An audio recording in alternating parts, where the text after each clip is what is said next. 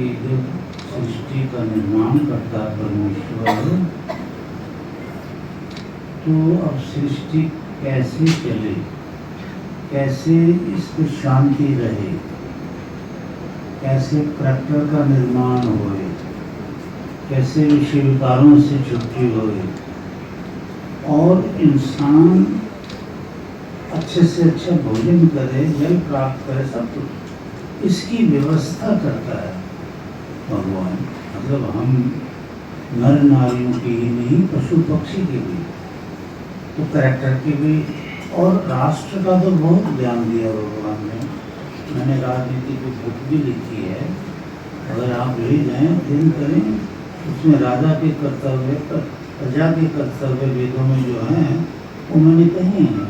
ईश्वर का नाम ले, उसी ने लिखा ही है। कम से कम हमने 60 पुस्तकें वेदों की लिखी हैं और भगवद गीता पर 4 पाठ में उसकी व्याख्या की है।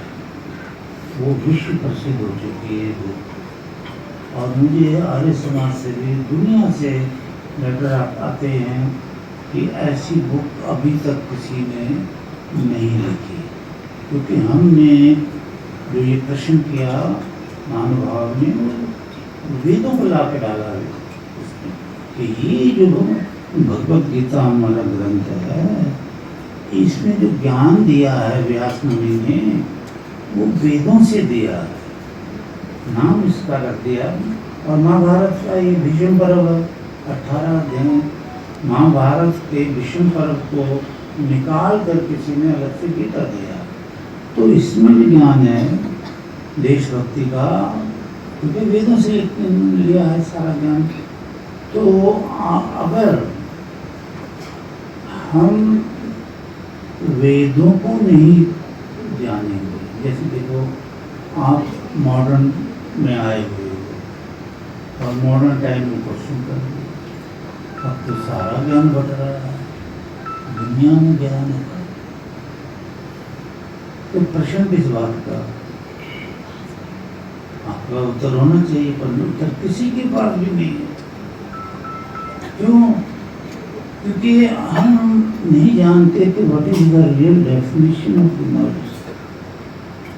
ज्ञान का अर्थ क्या है? देखो, विद ज्ञाने, विद धातु से ज्ञान शब्द निष्पन्न होता है, इसका अर्थ है वेद। वेद सृष्टि का संविधान है, और इसका जो राजा है सृष्टि का, वो ईश्वर है। अब ये देश बन गए, देश का संविधान अलग बन गया, ये मनुष्यों ने बनाया, वो ईश्वर ने बनाया। तो ईश्वर ने उसमें हमारे बाल बच्चों को शुरू से ज्ञान देना शुरू किया है कि ब्रह्मचर्येण दीक्षाम आपनोति। आप गुरु के पास जाओ, पढ़ाई लिखाई करो, लेकिन आपको ब्रह्मचर्य धारण करना 25 वर्ष तक। अब ये चीज स्कूलों में, कॉलेजों में नहीं है, तो बच्चे बिखर जाते हैं। पहला है ना, तो बच्चों ने तो राष्ट्र को संभालना है। अब बच्चों का ये करैक्टर अगर शुरू से हम नहीं बनाएंगे तो क्या करेंगे? फिर बच्चों को 4 हिस्सों में बांट दिया है। तेरे में तो ज्ञान है, अच्छा तू ब्राह्मण, तेरे में तो ताकत बड़ी है, देश को संभाल सकता है, तू राजपूत, तू बनने का काम अच्छा करता है, बंटवारा अच्छा करता है। वेद में है, मैं नहीं बोल रहा। कौन सा मंत्र है वेद में? ये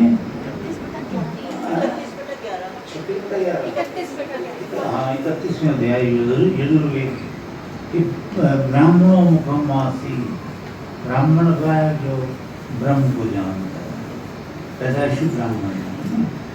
तो ऐसे राजपूत वो है जिसके बल ताकत है और जो राष्ट्र को संभाल सकता है दुश्मनों से और घर के दुश्मनों से भी। तो मतलब ये शिक्षा राष्ट्र की बचपन में वेदों से, क्योंकि वेदों में ये शिक्षा सिलसिलेवार है। यजुर्वेद में आपको मैंने कई बार पढ़ाया, 2 एकड़ 2 4 सारे पहाड़े हैं, मैथमेटिक्स है, अलजेब्रा है, ट्रिग्नोमेट्री है, मतलब कौन सा ज्ञान जो वेदों में नहीं है। अब हम वेद नहीं सुन रहे और वेदों से ज्ञान चुरा करके बाहर आ चुका है, कई तो भी हम उसके ऊपर फॉलो कर रहे हैं, तो हमें तो पता नहीं चलेगा कि ईश्वर क्या है, वेद क्या है, और हम अपने बच्चों का कैरेक्टर कैसे बनाए हैं। तो सबसे पहली शिक्षा है ब्रह्मचर्येण दीक्षा मापनोति। पढ़ाई शुरू होती है बच्चों को भाई पहले घर में ही। तो अब आप सुन रहे हो, आप अपने घरों में शिक्षा दो। मैंने ये ऐसी शिक्षा दे दी, कई बेटे बेटियों का जीवन संभाला। मैंने कहा बेटा अपोजिट सेक्स जो है पढ़ाई की लिखाई के टाइम में ये तो जरा सा ना कुछ, ये बड़ा डिटेल से समझाया गया, तुमने सब समझे हैं। अच्छा, उसके बाद अकॉर्डिंगली जो राजपूत का ज्ञान रखता है बच्चा, उसको फिर शिक्षा दी जाती है आर्मी की। तो हम अपने बच्चों को पढ़ाएं लिखाएं, अगर वो देश की रक्षा के काबिल है तो उसको आर्मी में भेज दें। और घर में आर्मी की शिक्षा, और घर में ये कि सत्यम वद धर्मम चरण, बेटा सत्य बोलो, झूठ मत। धर्मम चरण न आपके कर्तव्य हैं। मातृदेवो भव, पितृदेवो भव, माता पिता की सेवा करो, ये देवी देवता है। अतिथि देवो भव, जो अतिथि वेद का क्या कहा जाता है, वो देवता, उसकी सेवा करो बेटा। बुजुर्गों की सेवा करो बेटी। अतिथि देवो भव, आचार्य देवो भव, तो चारों वेदों का ज्ञाता, इंद्रिय संयम करने वाला कोई महापुरुष बन गया, उसकी सेवा करके वेद का ज्ञान निकलो। देश सुदृढ़ होगा, देश सुदृढ़ होगा। तो ऐसे बच्चों का भविष्य बनाया जाता है। आचार्य प्रिय धर्म महाविद, दान की शिक्षा वेद ने दी। आचार्य को प्रिय धनम, जो आपको प्यारा लगता है धन, वो चाहे एक नया पैसा हो वो दान करो, चाहे 1000 रुपया हो चाहे करोड़ रुपया हो, सामर्थ्य के अनुसार। वो भी वेदों के ज्ञाता को यज्ञ में और किसी को दान देने की परमिशन भगवान ने नहीं दी। तो बच्चों को जब अभी तो इतनी शिक्षा हम नहीं दे सकते, संभालना है तो विद्वान के पास जाना जरूरी। माँ बाप लेकर जाएं बच्चों को और उनकी शिक्षा वो देगा गुरु कि बेटे तेरा क्या, मैंने शिक्षा दी कि बेटे तेरा ये कर्म है, बेटी तेरा ये कर्म है। माता पिता अतिथि और जो वेदों का, मैं गुरु नहीं कहता कि गुरु है ही नहीं, वेदों नहीं कहता तो गुरु मैं क्यों, आचार्य कहता हूँ कि जिसके आचरण में वेद विद्या है वो आचार्य है। गुरु शब्द ज़्यादा नहीं है वेदों में, एक दो जगह पर। नहीं तो आचार्य, योगी, ऋषि, मुनि, तपस्वी, ये संबोधन है वहाँ पर। तो बच्चों को भी लेकर के एक शबनम बिटिया आई थी, आजकल सेक्रेटरी है जम्मू में, हाई पोस्ट पर है। उसने प्रवचन सुना, कहते महाराज हमें तो आपके पास अपने बच्चे ला के छोड़ने चाहिए, आपके बच्चों को बड़ा अच्छा ज्ञान देते हैं।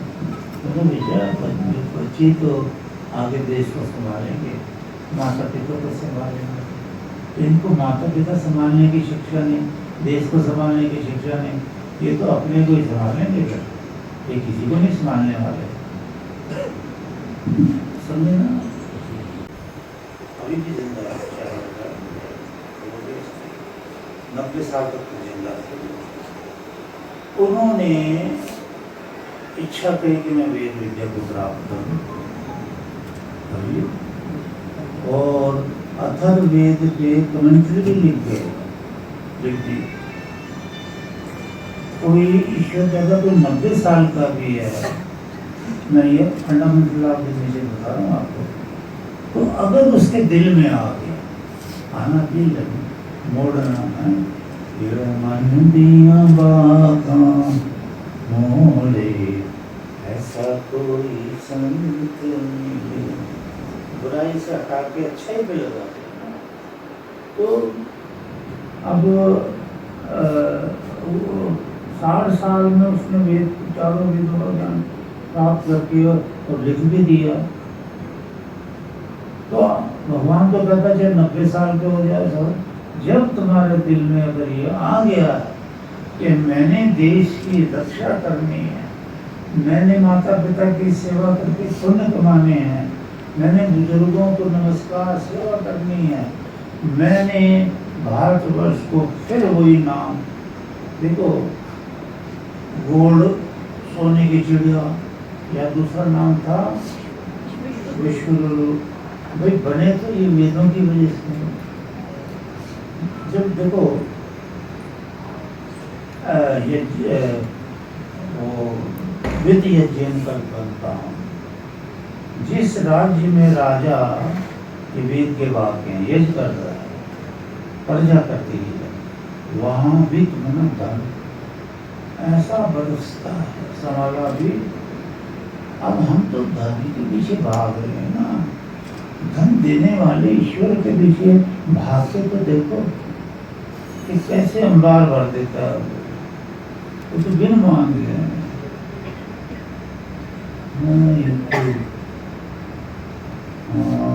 भिखारी सारी दुनिया दाता एक राम, भिखारी सारी दुनिया दाता एक,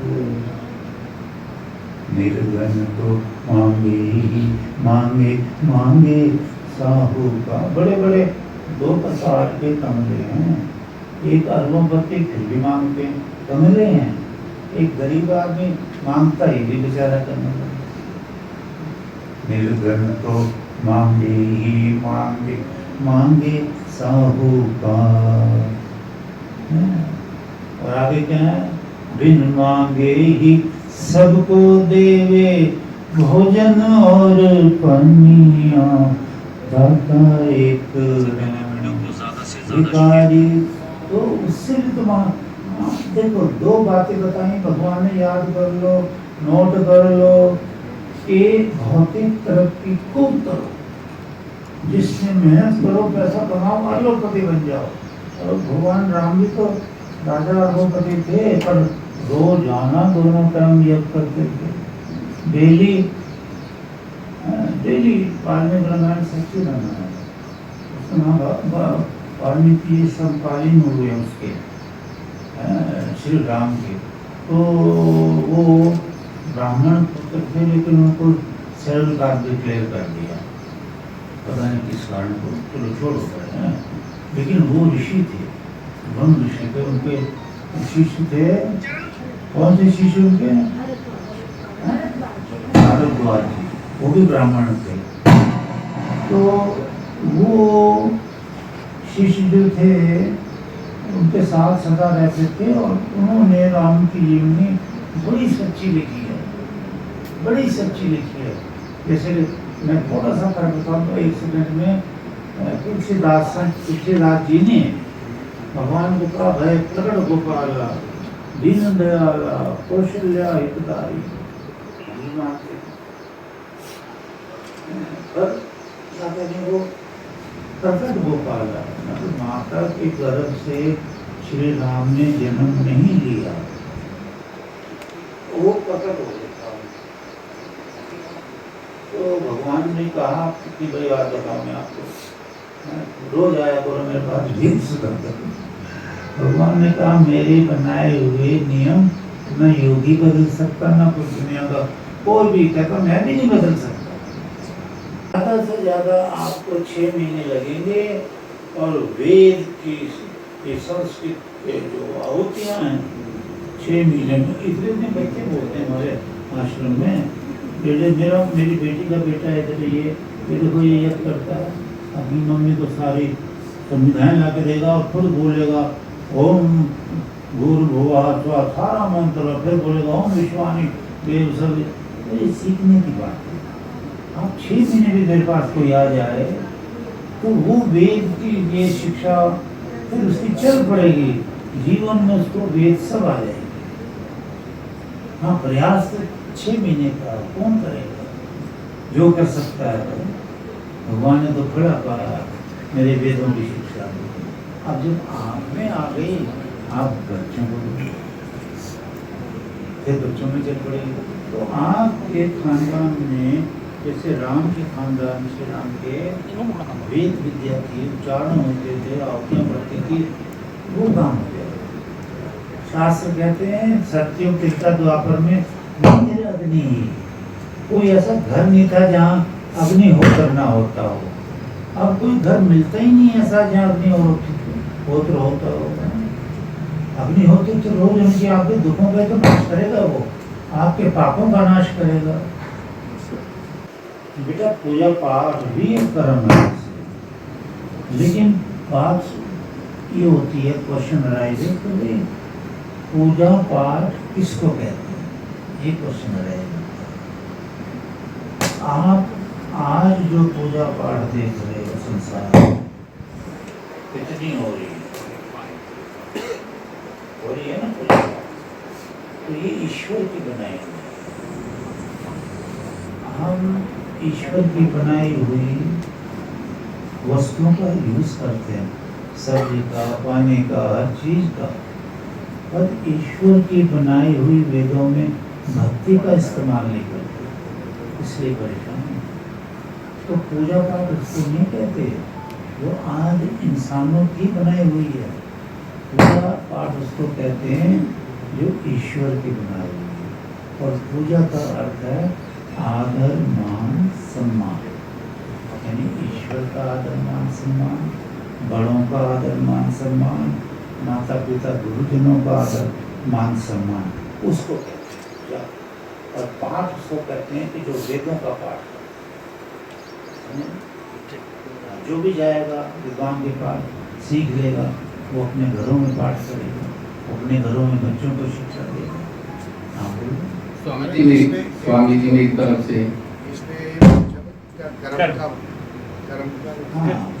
कर्म प्रधान है, ऐसी दुनिया कहती है। कर्मण्य अधिकारस्ते, ये कृष्ण महाराज ने कहा। तो कर्म वह है जो ईश्वर ने अपने संविधान वेद में कहे हैं, उनको शुभ कर्म कहते हैं। और जो इंसानों ने कर्म बनाए हैं अपनी बुद्धि से, तो इस बुद्धि में रजोगुण तमोगुण सत्वगुण है, तो इससे मिलकर के वो कर्म बनाते हैं। जैसे युवन न बनाए, रोक सके कोई युद्ध रोक सके, क्योंकि मनुष्यों की बनाई होती है। ईश्वर की बनाई होती तो एक भी युद्ध नहीं होता। तो हम ईश्वर की बनाई हुई पूजा पाठ करें ना, आनंद ही आनंद आएगा, दीर्घायु हो, धन की वर्षा हो, पापों का नाश हो। ये पूजा पाठ आदर मान सम्मान, विद्वानों का, वेदों का, ईश्वर का, माता पिता का, ये पूजा है। इसे आप सब प्रेस के बंधुओं का, मित्रों का बहुत बहुत आभारी हूँ कि आपने एक शॉर्ट नोटिस में, मैंने सुबह ही आप सबको यहाँ निमंत्रण दिया। मेरे निमंत्रण पे आप सब आए, और ये जो तर्क वितर्क का ये जो सेशन हमारा 1 घंटे का रहा, तो मुझे उम्मीद है कि आप एक माध्यम हैं, आपके माध्यम से ये प्रचार, ये वेद का ज्ञान हर घर जाए। आप एक माध्यम बन सकते हैं, आप हो भी। तो इसका असली मकसद यही था कि आपको हम यहाँ बैठे, और मेरी कोशिश रहती है कि जब भी महाराज आते हैं तो हम आपसे एक सेशन रखते हैं। तो आपका आभार तो है, और आभार के साथ साथ एक निमंत्रण भी है। कल पूर्ण होती है, तो जो मेरा प्रेस का बंधु साथी मित्र परिवार के साथ आना चाहता हो या पे बैठना चाहता हो, तो सुबह 11 बजे के महाराज जी उसका प्रारंभ करेंगे। और भोजन भी यज्ञ का आयोजन भी किया गया है नगर का। और परसों कुछ साथी आज रह गए हैं, 30-32 के करीब आप आए हो। मेरे को आपकी टोली, आपकी संख्या का पता है, you are near about 50 people. तो मैं पर्सनली भी मैंने कहूँगा ये कि जो 30 तारीख हमने रखी है वैदिक इवनिंग, वैदिक संध्या, सपरिवार एक शाम वेदों के नाम, तो सपरिवार आप आमंत्रित हैं। और मुझे उम्मीद है कि आप निराश नहीं करोगे और पूरा समय बैठोगे और आनंद लोगे। जो आपके प्रश्न हैं उन प्रश्नों का, बहुत सारे प्रश्नों का आपका जब जवाब मिलेगा तो आप उसको किसी के आगे रख सकते हैं, परोस सकते हैं। आप सब आए, पुनः बार महाराज जी के चरणों में शीश झुकाता हुआ, आयुष संगत के चरणों में भी शीश झुकाता हुआ, आप सबका बहुत बहुत आभार, बहुत बहुत धन्यवाद। और मैं यहाँ कहना चाहूँगा कि जितना भी हुआ सब हुआ, याद करो, तो याद हो जाता है। लेकिन प्रमाण जरूर याद करना है। ये 3 प्रमाण होते हैं। कोई भी बात करता है उसे अपना प्रमाण प्रस्तुत करना पड़ता है। विद्वान प्रमाण मांगेगा। देखो, मैं जब मूर्ख था, यानी मैं पढ़ता तो था लेकिन वेद नहीं, तो मैंने एक दिन किसी से कोई